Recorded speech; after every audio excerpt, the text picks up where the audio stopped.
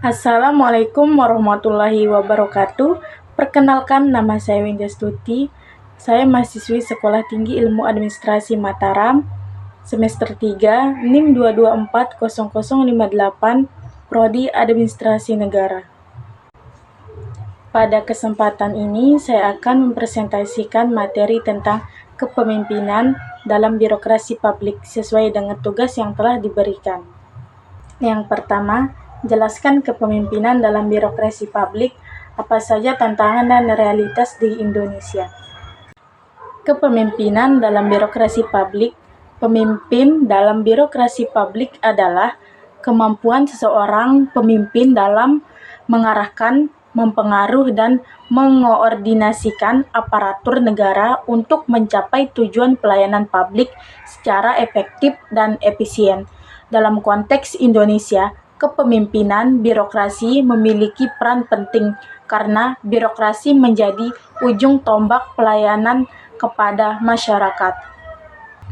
Tantangan dan realitas birokrasi di Indonesia.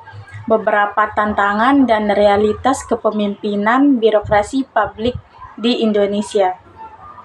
Yang pertama, budaya birokrasi yang kaku dan hierarkis. Yang kedua, masalah korupsi dan penyalahgunaan wewenang. Yang ketiga, kualitas SDM aparatur yang belum merata. Yang keempat, intervensi politik dalam birokrasi. Yang kelima, tuntutan masyarakat terhadap pelayanan publik yang cepat dan transparan. Kepemimpinan birokrasi dituntut mampu beradaptasi dengan perubahan dan tetap berorientasi pada kepentingan publik.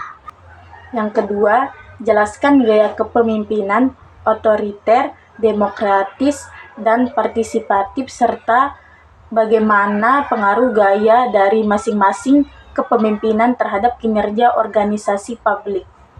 Gaya kepemimpinan otoriter.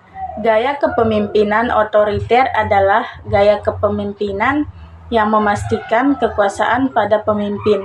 Ciri-cirinya, keputusan ditentukan sepenuhnya oleh pemimpin, bawahan hanya menjalankan perintah, pengawasan sangat ketat, pengaruh terhadap kinerja organisasi publik. Gaya ini dapat mempercepat pengambilan keputusan, namun berpotensi menurunkan kreativitas, motivasi, dan partisipasi pegawai. Gaya kepemimpinan demokratis. Gaya kepemimpinan demokratis adalah gaya kepemimpinan yang melibatkan bawahan dalam proses pengambilan keputusan. Ciri-cirinya adanya musyawarah, pemimpin terbuka terhadap saran, hubungan kerja lebih harmonis. Pengaruh terhadap kinerja organisasi publik. Gaya ini meningkatkan rasa tanggung jawab, motivasi kerja, serta kualitas keputusan karena melibatkan banyak pihak. Gaya kepemimpinan partisipatif.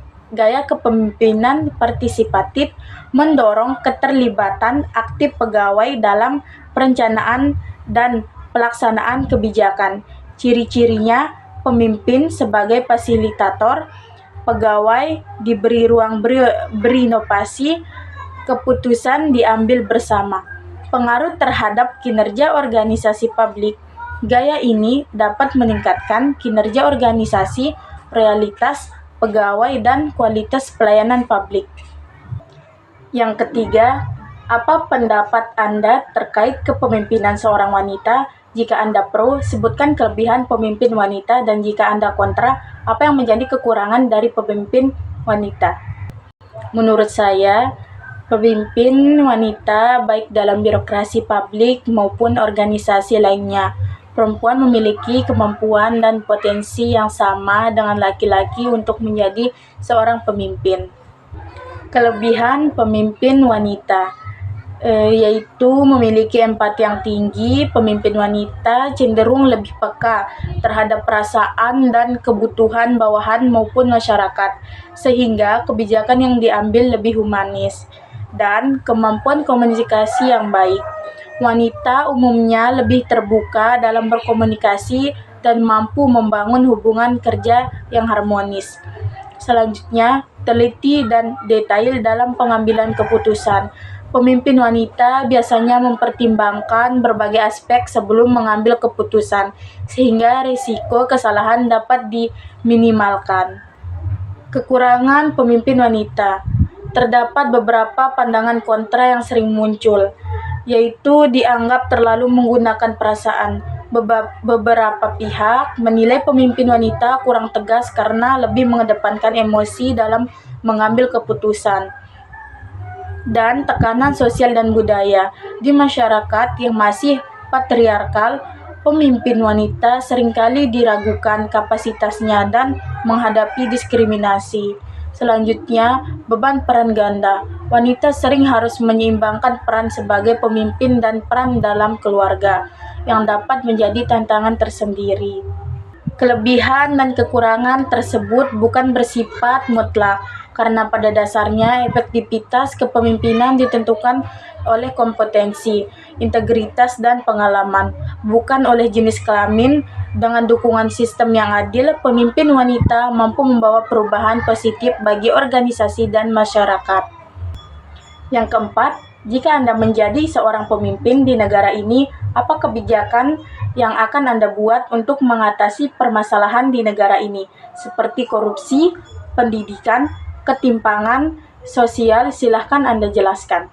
Jika saya menjadi seorang pemimpin di negara ini, kebijakan yang akan saya buat, yang pertama, mengatasi korupsi, memperkuat penegakan hukum, meningkatkan transparansi dan digitalisasi pelayanan publik, memberikan sanksi tegas bagi pelaku korupsi.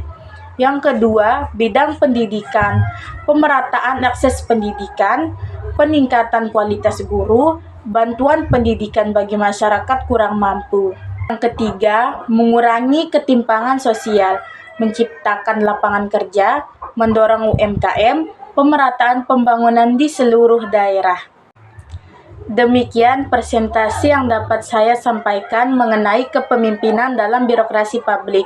Semoga materi ini dapat menambah pemahaman kita tentang pentingnya peran pemimpin dalam mewujudkan birokrasi yang bersih, efektif, dan melayani masyarakat. Terima kasih atas perhatiannya. Wassalamualaikum warahmatullahi wabarakatuh.